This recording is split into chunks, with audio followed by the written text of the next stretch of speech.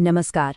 आज हम बात करने वाले हैं भारत के यूनिवर्सिटी एडमिशन सिस्टम में हुए एक बहुत बड़े बदलाव की, यानी CUET परीक्षा की। एक ऐसा बदलाव जिसने लाखों स्टूडेंट्स के भविष्य की पूरी दिशा ही बदल दी है। तो सीधा मुद्दे पर आते हैं। सबसे बड़ा सवाल जो आज हर स्टूडेंट और पेरेंट के मन में है, क्या CUET के आने से सालों से चली आ रही 12वीं के बोर्ड एग्जाम की जो अहमियत थी वो अब खत्म हो गई है? यही सवाल इस पूरी बातचीत के सेंटर में है। ठीक है, तो चलिए सबसे पहले ये समझते हैं कि आखिर ये CUET है क्या। एक राष्ट्र एक परीक्षा के पीछे का आइडिया क्या है और इसे लाने की जरूरत ही क्यों पड़ी। तो CUET यानी कि कॉमन यूनिवर्सिटी एंट्रेंस टेस्ट, ये एक सिंगल स्टैंडर्डाइज्ड टेस्ट है जिसके जरिए देश भर की टॉप यूनिवर्सिटीज में एडमिशन मिलता है। देखिए, 2021 से पहले भी CUCT नाम का एक एग्जाम होता था, लेकिन अब इसका दायरा और कह सकते हैं कि इसका असर बहुत बड़ा हो गया है। और जब मैं कह रहा हूं कि दायरा बहुत बड़ा है, तो मेरा मतलब वाकई में बहुत बड़ा है। जरा इन आंकड़ों पर नजर डालिए। 47 सेंट्रल यूनिवर्सिटीज, 41 स्टेट यूनिवर्सिटीज और 184 से भी ज्यादा प्राइवेट और डीम्ड यूनिवर्सिटीज। ये नंबर खुद बताते हैं कि CUET अब भारत की हायर एजुकेशन का एक कितना जरूरी हिस्सा बन चुका है। अब यहाँ से चीजें और इंटरेस्टिंग हो जाती हैं। आने वाले साल यानी 2025 से इस एग्जाम के फॉर्मेट में कुछ बहुत ही जरूरी बदलाव होने जा रहे हैं। ये ऐसे बदलाव हैं जो लाखों स्टूडेंट्स की तैयारी और उनकी पूरी स्ट्रैटेजी पर सीधा असर डालेंगे। यहाँ आप देख सकते हैं कि 2024 और 2025 में क्या-क्या बदला है। पहले जहां स्टूडेंट्स 6 सब्जेक्ट्स तक चुन सकते थे, अब वो सिर्फ 5 चुन पाएंगे। एग्जाम अब पूरी तरह से कंप्यूटर पर होगा, मतलब पेन पेपर का ऑप्शन अब खत्म। और हाँ, एक बहुत बड़ा बदलाव ये भी है कि अब कोई ऑप्शनल सवाल नहीं होंगे, सारे के सारे सवाल कंपलसरी हैं।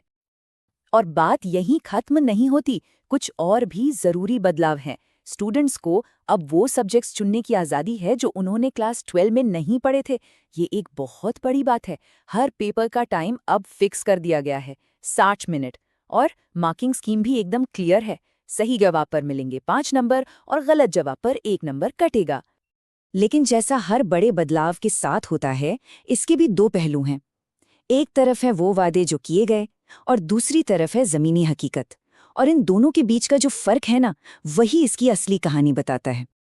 UGC चेयरमैन के मुताबिक इसका मकसद था स्टूडेंट्स का एग्जाम स्ट्रेस कम करना और एजुकेशन को ज्यादा फ्लेक्सिबल बनाना।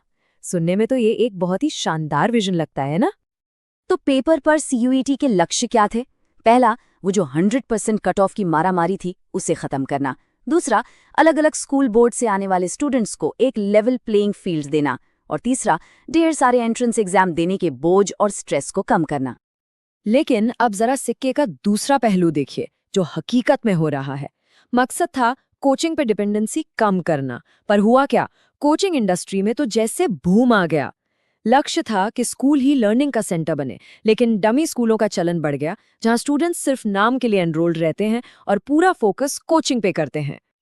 तो असल में हुआ ये कि एक सिंगल हाई स्टेक्स एग्जाम ने जाने अनजाने में कोचिंग सेंटरों को पहले से कहीं ज्यादा पावरफुल बना दिया है। कोचिंग कल्चर खत्म होना तो दूर, वो और भी मजबूत हो गया है। और इसका सीधा असर परिवारों पर पड़ने वाले फाइनेंशियल बोझ के रूप में दिख रहा है। चलिए, अब जरा उन दरारों की बात करते हैं जो इस सिस्टम के लागू होने के बाद दिखने लगी हैं। और ये सिर्फ शुरुआती परेशानियां नहीं हैं, ये सिस्टम की गहरी खामियों की तरफ इशारा करती हैं। जरा इस नंबर पर गौर कीजिए, 9,000। ये दिल्ली यूनिवर्सिटी जैसी टॉप यूनिवर्सिटी के 30 बड़े कॉलेजों में खाली रह गई सीटों की संख्या है, वो भी कई एडमिशन राउंड्स के बाद। ये एक बहुत ही चौंकाने वाला और चिंताजनक आंकड़ा है। ये सवाल उठता है कि क्या ये सिस्टम काम कर भी रहा है? और दूसरी तरफ ये आंकड़ा देखिए, 58,000 करोड़ रुपए। ये भारत की कोचिंग इंडस्ट्री की अनुमानित वैल्यू है और ऐसा माना जा रहा है कि CUET की वजह से ये और भी तेजी से बढ़ेगा। ये शिक्षा के कमर्शलाइजेशन पर भी बहुत गंभीर सवाल खड़े करता है। एक और बहुत बड़ी दिक्कत है बिगड़ा हुआ एकेडमिक कैलेंडर। जो एडमिशन पहले जुलाई तक खत्म हो जाते थे, वो अब सितंबर के आखिर तक चल रहे हैं। ये जो देरी है, ये स्टूडेंट्स के लिए महीनों का स्ट्रेस और अनिश्चितता पैदा कर रही है। उनका कीमती समय बर्बाद हो रहा है। तो सबसे बड़ा सवाल ये है कि इस नई दौड़ में पीछे कौन छूट रहा है। रिपोर्टें बताती हैं कि गांव के वो स्टूडेंट्स जो कंप्यूटर बेस्ड टेस्ट के आदी नहीं हैं, वो स्टूडेंट्स जो महंगी कोचिंग अफोर्ड नहीं कर सकते, और सबसे ज्यादा चिंता की बात यह है कि लड़कियों और छोटे शहरों से आने वाले स्टूडेंट्स की संख्या में भी कमी देखी गई है। तो आज भारत का एजुकेशन सिस्टम एक बहुत ही अहम मोड़ पर, एक चौराहे पर खड़ा है, और सवाल ये है कि ये रास्ता एक ज़रूरी सुधार की तरफ जाता है या फिर एक नए संकट की शुरुआत कर रहा है। और यही सबसे बड़ा सवाल है, एक राष्ट्र एक परीक्षा का ये एक्सपेरिमेंट क्या वाकई सफल माना जा सकता है? जो भी फैक्ट्स और आंकड़े हमने देखे वो एक बहुत ही मिलीजुली और उलझी हुई तस्वीर पेश करते हैं। ये सोचना बहुत जरूरी है कि कल ही एक ऐसी पॉलिसी जिसका मकसद सबको बराबर मौके देना था, वो अनजाने में नई दीवारें तो नहीं खड़ी कर रही। लाखों स्टूडेंट्स का भविष्य इसी एक सवाल के सही जवाब पर टिका है।